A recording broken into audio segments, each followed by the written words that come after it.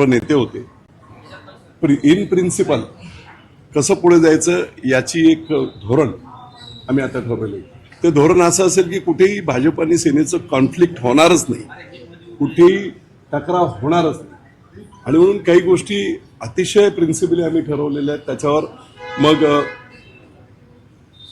प्रत्यक्षरित्या काही नावं, इलेक्टिव्ह मेरिट, त्याच्यानंतर आता असं धरून चला की काँग्रेस राष्ट्रवादीच्या समोरच्या ज्या सीट्स आहेत त्या महत्त्वाच्या आहेत. त्याच्यामध्ये आपल्याला काय काय करता येईल, तिथे काय स्कोप आहे सेना आणि भाजपचं मिळून, अशा पद्धतीने खेळीमेळीच्या वातावरणात पण प्रॉपर लॉजिकल एंड.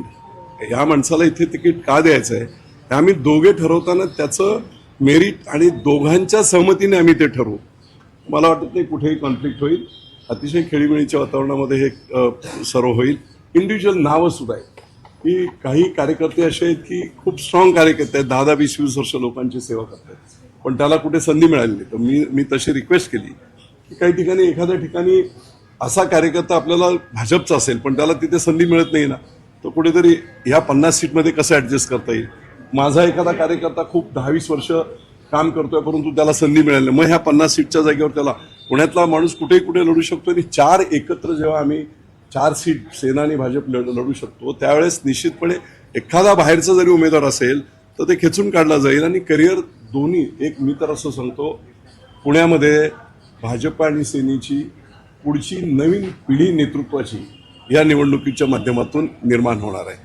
आणि त्यामुळे समर्पित भावनेने काम करणारे जे जे काही कार्यकर्ते आहेत त्या सगळ्यांना चांगल्या प्रकारची संधी मिळेल. पुन्हा एकदा सांगतो, भाजप आणि सेना आमचं कुठेही कॉन्फ्लिक्ट होणार नाही.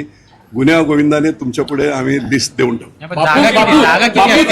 बापू तुम्ही जसं म्हणताय कॉन्फ्लिक्ट नाहीये, कॉन्फ्लिक्ट नाही असं म्हणताय,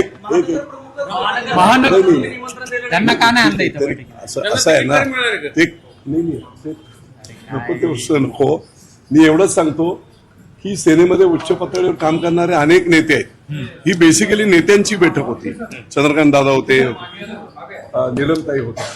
त्यामुळे काही गोष्टी अशा असतात की त्या असू दे, आपण त्या टाळाव्या लागतात ना काही गोष्टी. ते महानगर प्रमुख आहेत. रवींद्र दंगेकरांनी मुलाखती घेतल्या, उमेदवारी अर्ज दिले, असं असताना सुद्धा मी तुम्हाला तेच सांगतो, काही गोष्टी ह्या विचाराने ठरवल्या जातात, त्या पद्धतीने आम्ही ते घेतलेले ते निर्णय आहेत.